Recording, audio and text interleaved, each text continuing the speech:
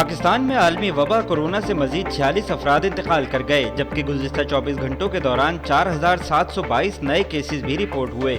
ملک میں کورونا کے مثبت کیسز کی شرح 8.22% رہی۔ کورونا وائرس کے ڈیلٹا ویرینٹ کے پھیلاؤ کے باوجود تمام صوبوں اور وفاق نے تعلیمی سرگرمیاں بحال رکھنے پر اتفاق کیا۔ وفاقی وزیر تعلیم شفقت محمود کی زیر صدارت صوبائی وزرائے تعلیم کا اجلاس ہوا۔ سندھ کے علاوہ تینوں صوبوں میں اسکول کھلے رہیں گے۔ سندھ میں لاک ڈاؤن کے باعث اسکول 8 اگست تک بند رہیں گے۔ پاکستان تحریک انصاف کے نو منتخب رکن قانون ساز اسمبلی عبدالقیوم نیازی آزاد جموں کشمیر کے نئے وزیر اعظم منتخب ہو گئے اور اپنے منصب کا حلف بھی اٹھا لیا۔ وزیر اعظم کے انتخاب کے لیے آزاد کشمیر کی قانون ساز اسمبلی میں ووٹنگ ہوئی، جس میں تحریک انصاف کے سردار عبدالقیوم نیازی کو 33 ووٹ جبکہ متحدہ اپوزیشن کے چودھری اکبر لطیف کو 15 ووٹ ملے۔ ملک بھر میں آج یوم شہدائے پولیس کے موقع پر وطن عزیز میں امن و استحکام اور عوام کے جان و مال کی حفاظت کے لیے اپنی جانوں کا نذرانہ پیش کرنے والے پولیس فورس کے جوانوں کو خراج عقیدت پیش کیا گیا۔ کراچی کے علاقے کورنگی میں 6 سال کی بچی ماہم سے زیادتی اور قتل کے ملزم نے مقامی عدالت میں جرم کا اعتراف کر لیا۔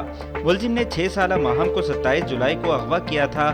بچی کو زیادتی کا نشانہ بنانے کے بعد خوف کی وجہ سے قتل کر دیا اور لاش کچرا کنڈی میں پھینک دی۔ لاہور کے علاقے ہنجروال سے گزشتہ روز لاپتہ ہونے والی 4 بچیاں ساہیوال سے مل گئیں۔ پولیس ذرائع کے مطابق چاروں بچیوں کو اغوا نہیں کیا گیا تھا بلکہ وہ خود گھر چھوڑ کر گئی تھیں۔ دنیا بھر میں جمہوریت کا راگ الاپنے والے بھارت کی ہندو انتہا پسند مودی سرکار نے پاکستان آنے والے بین الاقوامی صحافیوں کو روک لیا۔ شاہ محمود قریشی کا کہنا تھا کہ بین الاقوامی صحافیوں کا آزاد کشمیر اسمبلی کا دورہ طے شدہ تھا۔ بھارت کا انکار آمرانہ حکومت کے آزادی اظہار رائے اور آزادی صحافت کے لیے جگہ تنگ کرنے کا اشارہ ہے۔ سیٹلائٹ تصاویر، مالیاتی اعداد و شمار اور زمینی شواہد سے انکشاف ہوا ہے کہ بھارت موریشیس کے دور دراز جزیرے آگالیگا پر بحری تنصیبات کی تعمیر کر رہا ہے۔ الجزیرہ کی تحقیقاتی یونٹ کے مطابق شواہد کا جائزہ لینے والے عسکری ماہرین نے کہا ہے کہ زیر تعمیر رن وے یقینی طور پر بھارتی بحریہ کی جانب سے سمندری گشت کے لیے استعمال ہوگا۔ مشیر قومی سلامتی معید یوسف نے واشنگٹن میں امریکی سفارت خانے میں ایک برطانوی میگزین کو انٹرویو میں کہا ہے کہ افغان معاملے پر پاکستان جیسے اہم ملک کے وزیر اعظم کو امریکی صدر کا فون نہ کرنا سمجھ سے بالاتر ہے۔ افغانستان میں لڑائی کابل تک پہنچ گئی۔ سفارت خانوں کے گرین زون میں دھماکے اور فائرنگ میں 8 افراد ہلاک اور 20 زخمی ہو گئے۔ حملے کی ذمہ داری طالبان نے قبول کر لی۔